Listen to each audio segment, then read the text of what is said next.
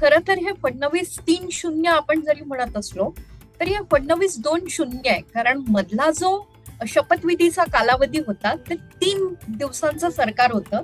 त्या सरकारने ब्रँड फडणवीसची बदनामी जास्त केली आणि त्यांचं केविलवाणं रूप समोर आणलं. अमित शहा यांना प्रभावी राज्य चालवायला काही तरुण, नवे, चांगले सहकारी आणि उत्तम बांधणी असलेली राज्य बरोबर लागणार आहेत. त्यासाठी त्यांना फडणवीस आज आवश्यक आहे.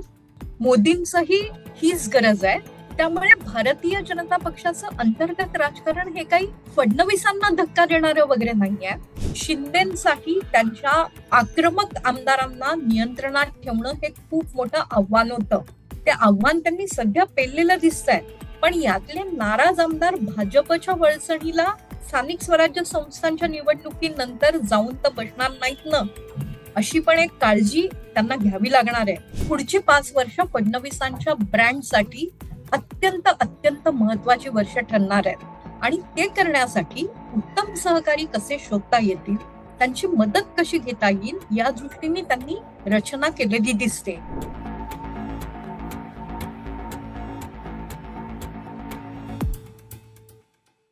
नमस्कार, मी मनसूर द पॉलिटिक्स मध्ये तुम्हा सर्वांचं स्वागत आहे. महायुती सरकारच्या मंत्रिमंडळाचा शपथविधी पार पडला. या शपथविधीमध्ये 20 नव्या चेहऱ्यांना संधी दिली गेलेली आहे. तर अनेक ज्येष्ठ नेते होते, जे अनुभवी नेते होते, त्यांना डावलण्यात आलेलं आहे, त्यांना डच्चू देण्यात आलेला आहे. तर या सगळ्याची राजकीय गणित काय आहेत, राजकीय समीकरणं कशी बदलली आहेत आणि महायुती सरकार त्यातल्या त्यात देवेंद्र फडणवीस हे राजकीय रिस्ट्रक्चरिंग करून काय साध्य करू पाहतात ते आज आपण जाणून घेणार आहोत. आपल्यासोबत आहेत सकाळच्या सहयोगी संपादिका मृणालिनी नानिवडेकर मॅम. मॅम, खूप खूप स्वागत आहे तुमचं. मॅम, माझा पहिलाच प्रश्न आहे की देवेंद्र फडणवीस 3.0 या नव्या सरकारमध्ये, नव्या मंत्रिमंडळामध्ये 20 नव्या चेहऱ्यांना संधी देण्यात आलेली आहे. तर फडणवीस सरकारच्या मंत्रिमंडळ विस्ताराचा नेमका अर्थ काय आहे, तुम्हाला काय वाटतं? प्रचंड बहुमत मिळाल्यानंतर कोणत्याही नेत्याला मंत्रिमंडळाची नव्याने फेररचना करण्याची संधी मिळत असते. ही संधी अर्थातच आव्हानं घेऊन येते. समजा 144चं बहुमत गरजेचं आहे, जे महाराष्ट्रातला प्रिसाईज आकडा आहे, आणि 150 लोक निवडून आले आहेत, तर मंत्री निवडणं सोपं असतं. कारण फार कमी लोकांमधून तुम्हाला एक आपले सहकारी निवडायची गरज असते. जेव्हा बहुमत आज मिळालंय तेवढं मोठं असतं आणि तरीही तुम्ही मित्रपक्षांना बरोबर घेऊन जेव्हा राजकारणाची आखणी करत असता, तेव्हा मंत्रिमंडळाचा विस्तार करणं, मंत्रिमंडळासाठी सहकार्यांची निवड करणं हे तसंही कठीण काम असतं. फडणवीसांना ते कठीण काम करावं लागलंय आणि ते करताना त्यांना कुठेतरी प्रतिस्पर्धी ठरू शकेल, त्यांना म्हणजे भारतीय जनता पक्षाला अशा शिवसेनेची मोड बांधतानाच त्यांच्या विचारांशी अगदी वेगळे विचारधारा असणाऱ्या राष्ट्रवादी काँग्रेस पक्षालाही समवेत घ्यावं लागलंय. खरं तर 23 तारखेला निकाल लागल्यानंतर एवढा मोठा कौल जनतेने दिल्यानंतर जो काय विलंब झालाय तो काही फारसा चांगला नाहीये. महाविकास आघाडीनं देखील मंत्रिमंडळाच्या विस्ताराला विलंब लावला होता, बराच वेळ घेतला होता, नव्याने पत्ते पिसावे लागतात. हे सगळं जरी लक्षात घेतलं तरी गेल्या 5 वर्षातला महाराष्ट्रातला जो राजकीय राडा होता तो लक्षात घेता लोकांना आता नवी पुनर्बांधणी लवकरात लवकर हवी आहे. त्या परिस्थितीत मुख्यमंत्री पदाची शपथ बऱ्यापैकी उशिरा होणं, मंत्रिमंडळाचा विस्तार म्हणजे खऱ्या अर्थाने ही मंत्रिमंडळाची रचनाच आहे, 3 नेते सोडले तर, त्यालाही विलंब झालाय. त्यामुळे फडणवीस जेव्हा अत्यंत मोठ्या बहुमतानं सत्तेत आलेले आहेत आणि राज्याची पुनर्रचना करण्याचं स्वप्न पाहतायत, तेव्हा त्यांच्या समोरची अंतर्गत आव्हानं कमी झालेली नाहीत, उलट ती वाढलेली आहेत. हे लक्षात घेऊनच या विषयाची सुरुवात आपल्याला करावी लागेल. आव्हानं 2 प्रकारची आहेत. एक आव्हान अर्थातच त्यांच्या पक्षाच्या दिल्ली नेतृत्वाचं आहे. भारतीय जनता पक्ष अनेक वेगवेगळे उपक्रम राबवतं, वेगवेगळे निर्णय घेतं आणि साधारणतः नाव माहीत नसलेल्यांना मुख्यमंत्री करण्याचं धक्कातंत्र अवलंबतं. हा बाकी राज्यातला अनुभव आहे. महाराष्ट्राबाबत तसं अजिबात झालेलं नाही, होण्याची शक्यताही नव्हती. कारण इथे फडणवीस हे राज्यात एक नेते आहेत आणि त्या नेत्याला मान्यता देणं हे दिल्लीनं आनंदाने स्वीकारलेलं तत्व आहे. यात कुठे काहीतरी अमित शहा त्यांना शह देत आहेत किंवा प्रतिस्पर्धी आहेत वगैरे, या सगळ्या चर्चांना काही अर्थ राहिलेला नाही. अमित शहा यांना प्रभावी राज्य चालवायला काही तरुण नवे चांगले सहकारी आणि उत्तम बांधणी असलेली राज्य बरोबर लागणार आहेत. त्यासाठी त्यांना फडणवीस आज आवश्यक आहे. मोदींचंही हीच गरज आहे. त्यामुळे भारतीय जनता पक्षाचं अंतर्गत राजकारण हे काही फडणवीसांना धक्का देणारं वगैरे नाहीये. पण त्याच वेळेला पक्षाच्या डीएनए जे आलेलं आहे की कोणताही निर्णय घेताना आम्हाला विश्वासात घेतलं पाहिजे, आमची प्रत्येक विषयात काहीतरी मत आहे, ती पक्षाची बांधणी झालेली आहे. ती बरी का वाईट आपण कधीतरी वेगळी चर्चा करू. पण आज मंत्रिमंडळातले सहकारी निवडताना भारतीय जनता पक्षाच्या कोणत्याही नेत्याला दिल्लीला काय वाटेल हे लक्षात घ्यावं लागतं. हे पहिलं आव्हान. दुसरं आव्हान महाराष्ट्राचं, जरी भारतीय जनता पक्षाने कमी जागा लढवून जवळपास स्पष्ट बहुमत मिळवलेलं आहे, केवळ 7 ते 8 जागा कमी आहेत अपक्षांचा पाठिंबा लक्षात घेतला तर, तरी देखील हे युतीचं सरकार आहे. त्यामुळे युतीच्या सरकारमधली देवाणघेवाण आणि युतीच्या सरकारमधली आव्हानं लक्षात घ्यावी लागणार आहेत. या चौकटीत फडणवीसांनी जी काय रचना केलेली आहे, खरं तर हे फडणवीस 3-0 आपण जरी म्हणत असलो तरी हे फडणवीस 2-0 आहे. कारण मधला जो शपथविधीचा कालावधी होता ते 3 दिवसांचं सरकार होतं. त्या सरकारने ब्रँड फडणवीसची बदनामी जास्त केली आणि त्यांचं केविलवाणं रूप समोर आणलं. त्यामुळे आपण ते मेमरीतून डिलीट करून टाकूया. फडणवीस एक हा अध्याय आणि आता फडणवीस हा दुसरा अध्याय, असं मी याचं वर्णन करणं मला आवडेल. आता हे करताना फडणवीसांनी सगळ्यात पहिली गोष्ट काय केली आहे या मंत्रिमंडळात, तर जातीय निकषावर बोलायचं झालं. आपण महाराष्ट्रात राहतो आणि महाराष्ट्रात जातीची चर्चा इतकी जास्त झालेली आहे की आवडत नसलं तरी जातीचा आधार हाच पहिल्यांदा घ्यावा लागेल. या मंत्रिमंडळाची रचना करताना फडणवीसांनी मराठा आणि ओबीसी या दोन्ही समाजांना जवळपास सारखं महत्व दिलंय. गेल्या 5 वर्षांमध्ये कदाचित फडणवीसांच्या ब्राह्मण जातीमुळे असेल, महाराष्ट्रात जातीय समीकरण पेटवण्याचा फार मोठा प्रयत्न झाला. ब्राह्मण हे संख्येने तसेच कमी आहेत, जे काय आहेत त्यातले बऱ्यापैकी परदेशाकडे डोळे लावून आहेत. त्यामुळे ब्राह्मण नेतृत्वाला शह देण्यासाठी मराठा आणि ओबीसी यांना समोरासमोर उभं करण्याचा प्रयत्न इथे केला गेला. त्या प्रयत्नाला लोकसभेच्या निकालांनी बऱ्यापैकी एक अजून वेगळं अल्पसंख्याकांचं बळ दिलं होतं, दलितांचंही दिलं होतं. ते प्रयोग तिथे संपले आणि विधानसभेच्या निवडणुकीमध्ये असे कोणतेही जातीय संघर्ष फारसे प्रभावी ठरले नाही. राजकीय पक्षांनी देखील तिकीट वाटप करताना ही बाब लक्षात घेतली होतीच. आता निकाल लागल्यानंतर फडणवीसांनी जितके मराठा तितकेच ओबीसी, किंबहुना एक ओबीसी मंत्री जास्त, असं तत्व अंमलात आणलेलं दिसतंय.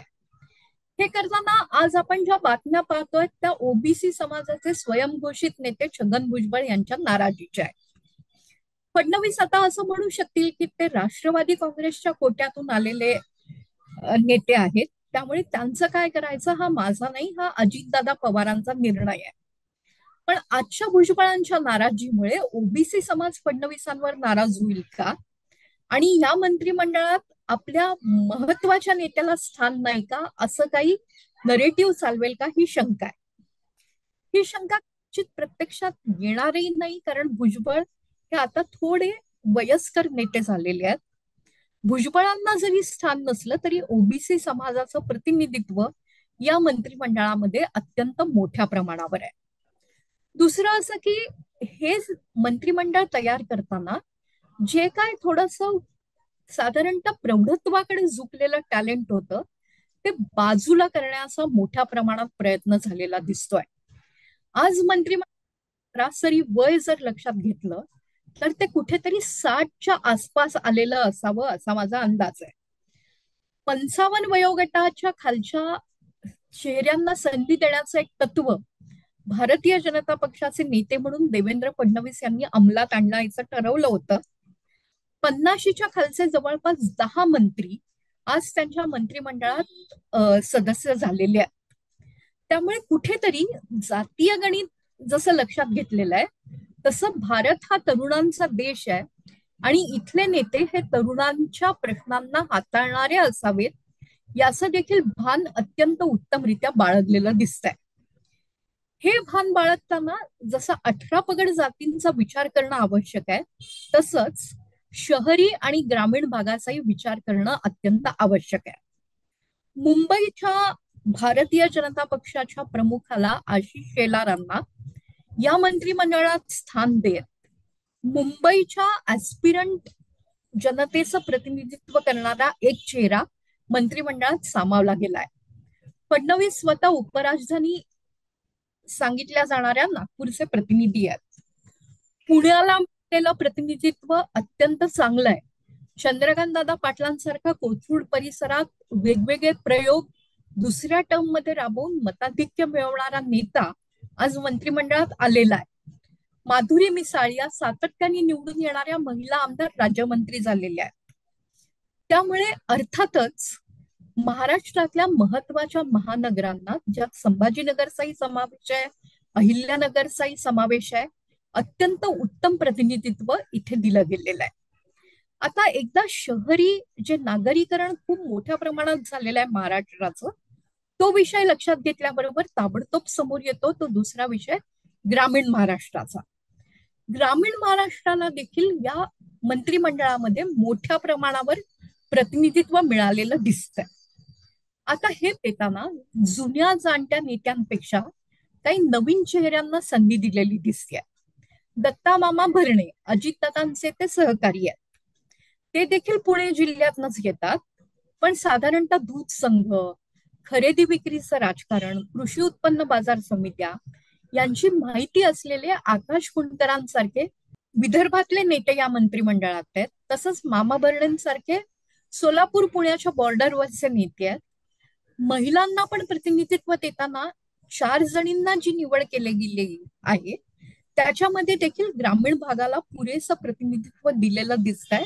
मेघना चाकोरीकर या राज्यमंत्री आहेत आणि पंकजा मुंडे या अत्यंत ओबीसी समाजातल्या लोकप्रिय नेत्या या ग्रामीण भागाचं प्रतिनिधित्व करतात. त्यांचे भाऊ देखील एक साधारणतः ग्रामीण भागाचा तोंडवळा असलेले नेतृत्व आहेत, धनंजय मुंडे.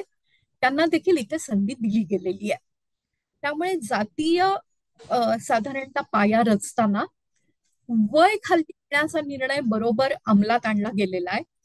खरं तर मोठ्या प्रमाणात तरुण आमदार निवडून आलेले आहेत. नवे चेहरे जवळपास 75 आहेत. खरं तर 78 असावेत असा माझा अंदाज आहे. मला नक्की आकडा नाही माहीत, आत्ता सांगता येणार नाही. पण या 78 आमदारांचे प्रतिनिधी देखील तरुण असतील, नवे असतील आणि महाराष्ट्रासाठी काहीतरी करणारे असतील, याचं भान हे मंत्रिमंडळ करताना घेतलेलं दिसतंय. मॅडम, तुम्ही छगन भुजबळांचा उल्लेख केला. त्यांना या मंत्रिमंडळातून वगळण्यात आलेलं आहे. त्याचसोबतच भाजपचे अनेक नेते आहेत, जसे सुधीर मुनगंटीवार असतील किंवा विजयकुमार गावित असतील, त्यांनाही या मंत्रिमंडळातून वगळण्यात आलेलं आहे. शिवसेनेचे काही नेते आहेत, तानाजी सावंत आहेत, अब्दुल सत्तार आहेत, त्यांनाही या मंत्रिमंडळातून वगळण्यात आलेलं आहे. तर या मंत्रिमंडळातून जे नेते वगळले गेलेले आहेत आतापर्यंतचे, तर त्यांना त्यांचे मंत्रिमंडळापासून दूर ठेवून किंवा त्यांना मंत्रिमंडळामध्ये विचारात न घेता महायुतीने नक्की काय संदेश दिलेला आहे? महायुतीने एकतर संदेश दिलेला आहे की इथे तरुण रक्ताला वाव आहे. जुनी खोडं इथे नेहमीप्रमाणे मानाचे गणपती म्हणून बसतील असं अजिबात होणार नाही. सुधीर मुनगंटीवार हे भारतीय जनता पक्षातले अत्यंत लोकप्रिय नेते आहेत. लोकसभेमध्ये त्यांचा खूप मोठा पराभव आणि धक्कादायक पराभव झाला होता. ते विधानसभा निवडणुकीत जिंकले, अत्यंत लोकप्रिय आहेत आमदारांमध्ये. आमदार हक्कानी सुधीर भाऊंना स्वतःची गाऱ्हाणी, स्वतःचं म्हणणं, स्वतःचं प्रतिपादन सांगायला जात असतात. पण त्यांनी चंद्रपुरातल्या काही गोष्टींना जो विरोध केला, जोरगेवारांच्या प्रवेशाला असेल, त्याची कुठेतरी नोंद दिल्लीतल्या केंद्रीय नेत्यांनी घेतली होती का आणि त्यांना मंत्रिमंडळात संधी नाकारली गेली का, हा एक मुद्दा आहे. अर्थात या मुद्द्याची चर्चा सुरू होण्यापूर्वीच देवेंद्र फडणवीसांनी माध्यमांशी बोलताना मी सुधीर मुनगंटीवार यांच्याशी बोललेलो आहे. ते आमच्या पक्षाचे ज्येष्ठ नेते आहेत. त्यांना नवी महत्वाची जबाबदारी दिली जाण्याचे संकेत देत त्यांच्या ज्येष्ठत्वाचा मान राखलेला आहे. फडणवीसांच्या नेतृत्वाचं हे विशेष आहे की ते कोणाला ताबडतोब दुखावत नाही, उलट साधारणतः सर्वसमावेशकतेचा संदेश द्यायचा प्रयत्न करतात. भाजपतल्या मनात असूनही संधी न मिळालेल्या काही नेत्यांबद्दल फडणवीस यांच्या मनात कदाचित किलमिशा असू शकतील. संजय कुटे त्यांच्या अत्यंत जवळचे नेते होते ओबीसी समाजातले. गिरीश महाजन यांना संधी मिळेल का याबाबत काहीशी वेगवेगळी वक्तव्य केली जात होती, पण गिरीश महाजन जे फडणवीसांचा हनुमान आहेत, लक्ष्मण आहेत, ते त्यांच्या बरोबर आहेत. संजय कुटे नाही. त्याबरोबर प्रवीण दरेकर जे पक्षात बाहेरून आले पण फडणवीसांबरोबर सावलीसारखे वागत होते. परिणय फुके जे त्यांचे नागपुरातले सहकारी आहेत, या दोघांनाही कदाचित ते परिषदेचे सदस्य असल्यामुळे प्रतिनिधित्व मिळालेलं दिसत नाहीये.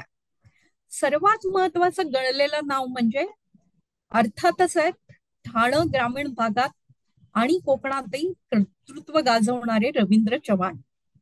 सार्वजनिक बांधकाम खात्याचा कारभार ते सांभाळत होते. खात्यात त्यांनी काय केलं यापेक्षाही संघटनेमध्ये त्यांनी अत्यंत मोलाची कामगिरी केली. लोकसभेतल्या पडझडीतही पालघर सारखी लोकसभा त्यांनी राखली. कोकणामध्ये उत्तम यश मिळवून दिलं. अशा रवींद्र चव्हाणांना बाहेर ठेवायचं कारण कदाचित त्यांना प्रदेशाध्यक्ष पदाची जबाबदारी देणं हे असावं. मी मगाशी जे म्हटलं की भारतीय जनता पक्षाला शिवसेनेचं पण आव्हान पेलायचं आहे. एकनाथ शिंदे अत्यंत लोकप्रिय नेते आहेत आणि तळागाळातली त्यांची लोकप्रियता ही खरोखर फडणवीसांनाही कुठेतरी विचार करायला लावणारी असेल. ते त्यांना हलक्यात घेत नसावेत, कारण शिंदे यांनी स्वतःच वेळोवेळी सांगितलंय की मला हलक्यात घेऊ नका. त्या शिंदेच्या नेतृत्वाला रोखून धरण्यासाठी किंवा बरोबरीनं उभं राहण्यासाठी रवींद्र चव्हाणांनी गेले 3 ते 4 वर्ष केलेले प्रयत्न अत्यंत मोलाचे आहेत. खरं तर शिंदे यांचं बंड झालं तेव्हा त्या बंडालाही भारतीय जनता पक्षातनं अप्रत्यक्ष मदत रवी चव्हाण करत होते. त्या रवी चव्हाणांना आज मंत्रिमंडळात घेतलेलं नाही, म्हणजे पक्ष संघटनेची जबाबदारी दिली जाणार आहे. गणेश नाईक नवी मुंबईतलं महत्वाचं नाव, त्यांच्या मुलांनी त्यांच्या घरातनच होती आणि भारतीय जनता पक्षाचं पद असताना देखील ते पवारांच्या पक्षातून, मोठ्या पवार साहेबांच्या पक्षातून निवडणुकीच्या मैदानात उतरले होते. ती बंडखोरी माफ करूनही गणेश नाईकांना आज मंत्रिमंडळात जे घेतलं गेलेलं आहे ते कदाचित नवी मुंबई ठाणे परिसरात एकनाथ शिंदे यांच्या नेतृत्वाला कुठेतरी प्रतिस्पर्धी निर्माण करण्यासाठी असू शकेल. गणेश नाईक या वयात ते आव्हान पेलू शकतात का आणि एकनाथ शिंदे यांच्या बरोबरीने उभे राहू शकतात का, या प्रश्नाचं उत्तर आज देता येणार नाही. स्थानिक स्वराज्य संस्थांच्या निवडणुका होईपर्यंत शिंदे यांना सांभाळून घेणं भारतीय जनता पक्षाचं कर्तव्य आहे आणि तसंही शिंदे यांना स्पर्धा उभी करण्याचा प्रयत्न करणं भारतीय जनता पक्षाच्या किंवा कोणत्याही राजकीय पक्षाच्या संस्कृतीत शोभत नाही. की ज्या वेळेला तुम्हाला सत्ता बदलवायची होती त्यावेळेला तुम्ही एक नेता समोर आणला आणि त्याच्या मागे उभे राहिलात आणि कालांतराने त्यांना आव्हान उभं केलं, हे काही बरोबर नाही. पण आव्हान उभं करायचं नाही हे तत्व जरी अंमलात आणलं तरी त्यांच्या बरोबरीने या भागामध्ये भारतीय जनता पक्षाला उभं राहावं लागेल. त्यासाठी हे 2 निर्णय फडणवीसांनी घेतलेले दिसतात. मला फडणवीसांच्या दुसऱ्या अध्यायातला अत्यंत महत्वाचा निर्णय म्हणून या दोन्ही नेत्यांच्या शपथविधीचा उल्लेख करावा लागेल.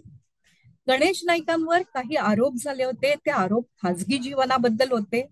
मुलाची बंडखोरी मोठी होती, तरी देखील त्यांना मंत्री करण्याचं जे काय झालेलं असेल निर्णय, त्या निर्णयामागे ही मोठी कारण आहे. त्यामुळेच प्रशांत ठाकूर या तरुण नेत्याचा, जे राहुल गांधींच्या एकेकाळी जवळ होते आणि भाजपत होते, त्यांचा क्लेम डावलला गेलाय.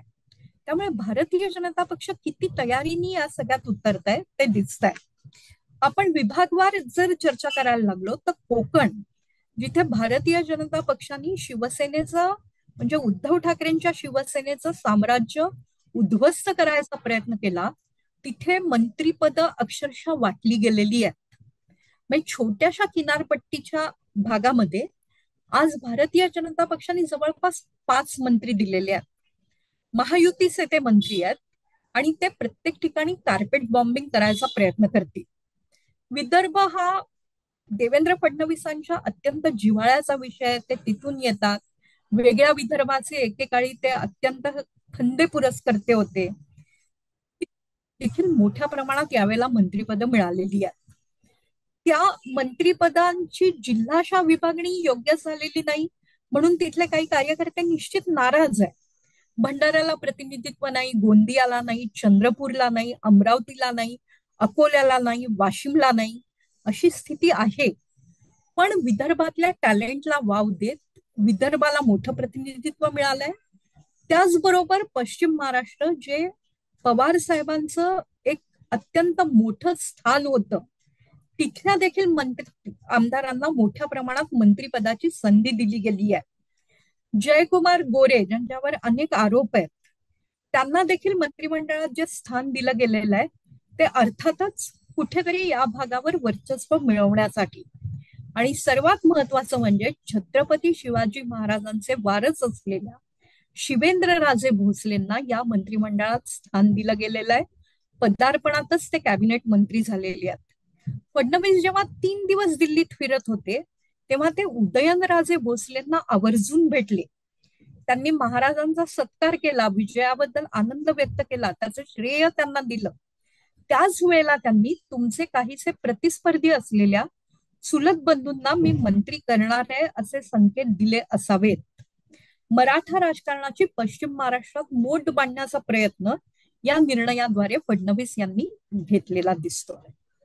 मॅडम, तुम्ही आता विभागवार मंत्रिमंडळातील ज्या मंत्र्यांची विभागवार वाटप तुम्ही सांगितलं, तर जिल्हावारी सांगितलं. त्याच्यामध्ये एक वैशिष्ट्य असं दिसतं की सातारा जो जिल्हा आहे, जो मुख्यतः ग्रामीण जिल्हा मानला जातो, तिथे 4 मंत्रिपदं दिली गेलेली आहेत. पुण्यामध्ये 4 मंत्रिपदं दिली गेलेली आहेत. मात्र त्याच वेळी सांगली, जो मंत्र्यांचा जिल्हा म्हणून ओळखला जातो, त्या मंत्र्यांच्या जिल्ह्यामध्ये सध्या एकही मंत्रिपद दिलं गेलेलं नाहीये. तर सातारा, पुणे किंवा जळगाव अशा जिल्ह्यांमध्ये मंत्रिपदांचं भरभक्कम वाटप होणं, त्याच्या मागची नक्की स्ट्रॅटेजी काय असू शकते? कित्येकदा काय होतं की प्रत्येक जिल्ह्याला प्रतिनिधित्व देणं मनात असूनही नेत्यांना शक्य होत नसावं. सांगलीमध्ये गेल्या खेपेला खाडे हे मंत्रिमंडळात सहकारी म्हणून फडणवीसांनी सामावून घेतले होते. यावेळेला गाडगीळ, ज्यांना निवडणूकच लढायची नव्हती, ते सुधीर गाडगीळ पुन्हा एकदा सांगलीतून जिंकून आलेले आहेत. पण तरी देखील या सगळ्या रचनेमध्ये सांगलीला प्रतिनिधित्व वेगळं देणं शक्य दिसत नाही. साताऱ्याला 4 मंत्रिपदं मिळाली याची कारण आहेत. शिवेंद्रराजेंबद्दल आपण बोललो. छत्रपतींची गादी आपल्या बरोबर आहे आणि महाराष्ट्राच्या विकासाला चालना देते आहे, हा संदेश त्यांना द्यायचा आहे. शंभूराज देसाई हे एकनाथ शिंदे यांचे अत्यंत जवळचे सहकारी आहेत. मकरंद पाटील यांना आश्वासन दिलं होतं अजितदादा पवारांनी, ते बाहेर पडले तेव्हा ते आश्वासन त्यांनी पाळलेलं आहे. यामुळे 3 मंत्रिपद सातारा जिल्ह्याला तशीच चालत आलेली आहेत. एखाद्या जिल्ह्याचं भाग्य असतं आणि त्या भाग्याचे धनी म्हणून त्या जिल्ह्यावर खिरापत झाल्यासारखं आपल्याला वाटतं. म्हणून छोटा जिल्हा असला तरी साताऱ्याला उत्तम संधी मिळाली आहे. पुणे हे पश्चिम महाराष्ट्राचं केंद्र आहे. तिथे माधुरी मिसाळ सातत्याने निवडून येत आहेत, पण त्यांना संधीच नाही. महिलांचं राजकारण सुरू होणार आहे, अशा वेळेला त्यांना राज्यमंत्री करणं आणि चंद्रकांत दादांच्या बरोबरीने बसवणं हे तरी होणारच होतं. शिवाय अजितदादा बारामतीचे आहेत आणि त्यांचे अत्यंत आवडते सहकारी दत्ता मामा, ज्यांच्या बद्दल आपण बोललो, त्यांच्यामुळे 4 मंत्रिपदं मिळाली आहेत. आता खरं तर भारतीय जनता पक्षाचे प्रदेशाध्यक्ष चंद्रशेखर बावनकुळे आणि देवेंद्र फडणवीस यांच्या मतदारसंघांमध्ये फारसं अंतरच नाही. पण त्याच भागातले हे दोन्ही नेते असल्यामुळे नागपूर जिल्ह्याला देखील काहीसं मोठ्या प्रमाणात प्रतिनिधित्व आणि मोठी पदं मिळाल्याचं दिसतंय. प्रादेशिक समतोल राखणं हे आवश्यक असतंच, पण अन्य कारणांसाठी तो राखला जातोच असं सांगता येत नाही.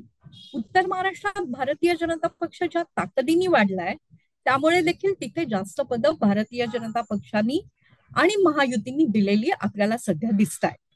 मनसूर, मला यातला सर्वात महत्वाचा मुद्दा भारतीय जनता पक्षापेक्षा 2 अन्य पक्षांबाबतचा वाटतोय.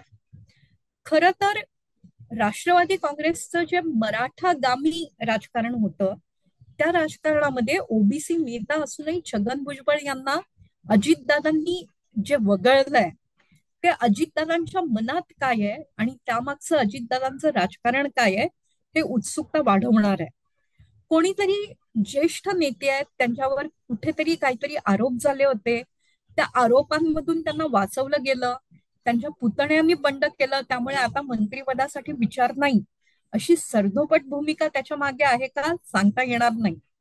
मोठ्या पवार साहेबांनी कायम छगन भुजबळांना स्वतः बरोबर ठेवलं. आज सुप्रिया सुळेंनी तशा आशयाचं विधानही केलं, तरी देखील छगन भुजबळांना का वगळलं गेलं याचा विचार अजितदादांच्या नजरेतून काय आहे ते समजून घ्यावं लागेल.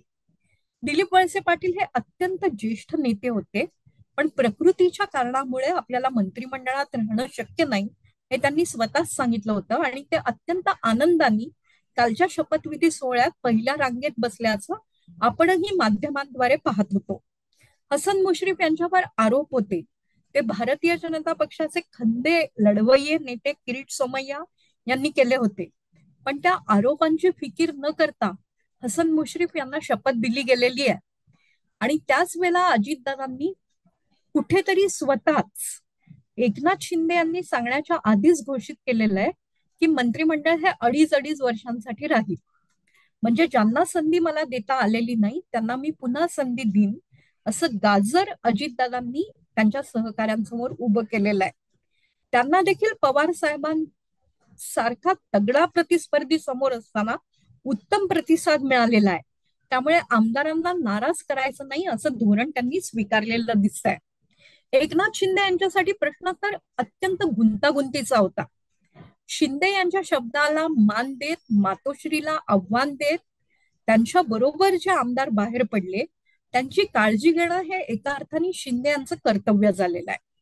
शिंदे कायम म्हणतात की माझा हात देताय, माझा हात घेता नाही, मातोश्री सारखा घेता नाही, असं त्यांना एक म्हणायचं असतं. त्यात या देता हाताच्या नेत्यांनी त्यांच्या आमदारांना कित्येक गोष्टींमध्ये इतकी केलेली आहे की शिंदेचे आमदार शिंदेना काही मागतात आणि शिंदे साहेब हो म्हणतात, असं एक चित्र निर्माण झालेलं होतं. या आमदारांची सत्ताकांक्षा आता इतकी वाढलेली आहे की त्या आमदारांकडून लिहून घेतलं गेलेलं आहे की एकनाथ शिंदे जेव्हा म्हणतील तेव्हा मी माझ्या पदाचा राजीनामा देईन.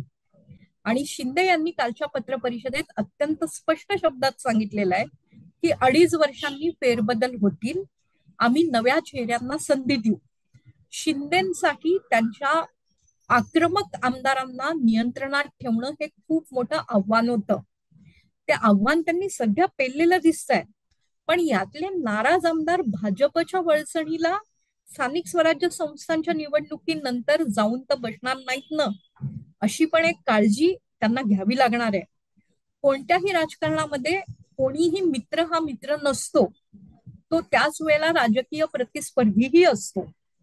त्यामुळे देवेंद्र फडणवीसांच्या या पक्षातले काही मंत्री शिंदे यांनी ज्याप्रमाणे स्वतःच्या जवळ घेतले होते तसाच प्रयत्न यावेळी होताना दिसतोय का, आणि युतीतलं परस्पर कुरघोडीचं राजकारण कायम राहणार आहे का, त्यावर आपल्याला 2 वर्षांनी 2.5 वर्षांनी बोलणं आवश्यक ठरेल. आता आपण ती फक्त नोंद करून ठेवतो.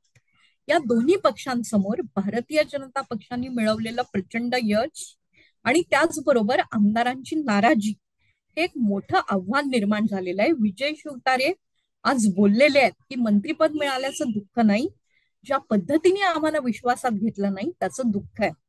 खरं तर एवढं मोठं बहुमत मिळाल्यानंतर आमदारांनी अशा प्रकारची नाराजी व्यक्त करणं हे फार काही शोभणारं नाही.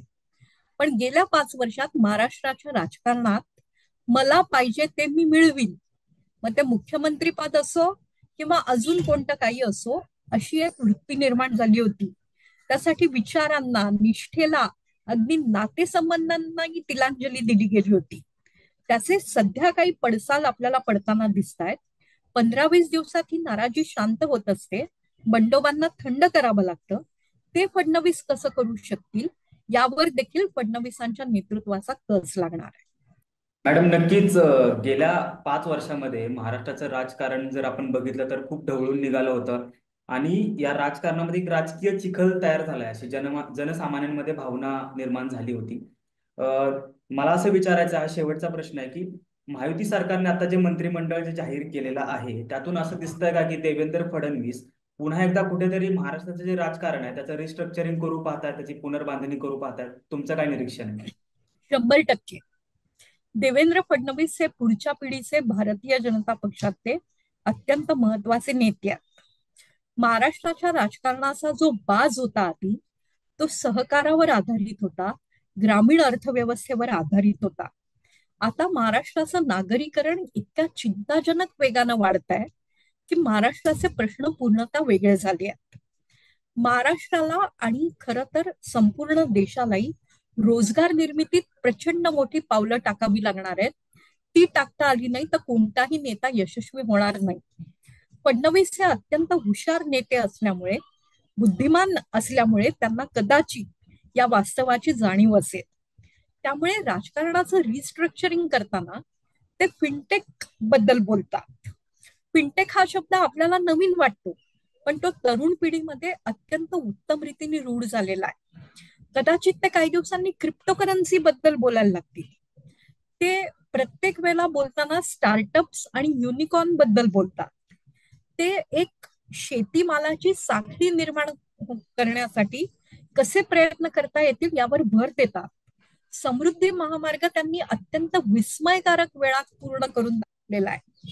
शक्तीपीठ मार्गाला देखील असलेला विरोध आम्ही शेतकऱ्यांना उत्तम मोबदला देऊन मोडून काढू पेक्षाही शमवू, गरज पडली तर फ्लायओव्हर बांधू, अशा प्रकारची अत्यंत फ्युचरिस्टिक विधानं ते करत असतात.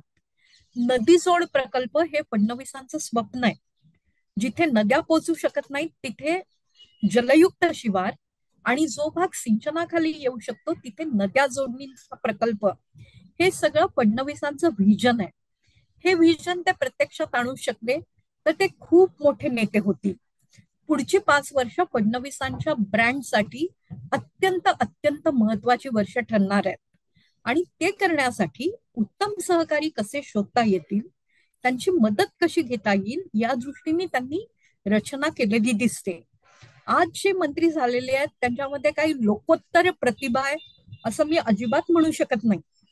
पण उत्तम नेता जर असेल तर त्या उत्तम नेत्याच्या मदतीने महाराष्ट्राचं परिवर्तन घडवून आणण्याची संधी मात्र निकालांनी दिलेली आहे.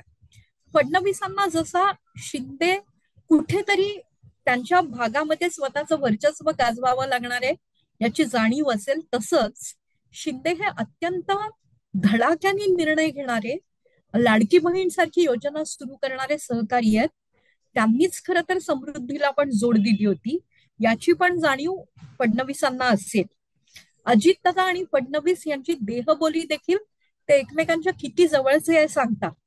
अजितदादा हे कोणताही निर्णय प्रत्यक्षात आणणारे नेते म्हणून ओळखले जातात. त्यामुळे हे दोन सहकारी आणि अन्य मंत्रिमंडळाच्या मदतीनं फडणवीस महाराष्ट्राचं काय करू शकतात याकडे लक्ष ठेवणं अत्यंत आवश्यक आहे. राजकारणाचं रिस्ट्रक्चरिंग आणि मंत्रिमंडळाची रचना त्या ध्येयातला एक भाग म्हणूनच प्रत्यक्षात आणायची असते. फडणवीस त्या दिशेने पावलं तर टाकतायत, ते कितपत यशस्वी होतील याचं उत्तर येणारा काळ आपल्याला देणार आहे. मॅडम, नक्कीच नवीन मंत्रिमंडळ आहे, बऱ्याच नव्या चेहऱ्यांना संधी दिलेली आहे. देवेंद्र फडणवीस राजकारणाचं रिस्ट्रक्चरिंग करू पाहतात महाराष्ट्रामध्ये. या सगळ्या पार्श्वभूमीवर महाराष्ट्र किती प्रगती करतो आणि महाराष्ट्राची वाटचाल कोणत्या दिशेने होईल हे पाहणं खरंच तर उत्सुकतेचं असणार आहे आपल्या सगळ्यांसाठीच. महाराष्ट्राच्या नवीन मंत्रिमंडळाच्या मागचे राजकीय समीकरणं काय होती हे आपण आज तुमच्याकडून जाणून घेतलं. आमच्या प्रेक्षकांना हा व्हिडिओ कसा वाटला आमच्या प्रेक्षकांनी कमेंट बॉक्समध्ये नक्की सांगावं. मॅडम, तुम्ही आम्हाला वेळ दिलात त्याबद्दल खूप खूप धन्यवाद.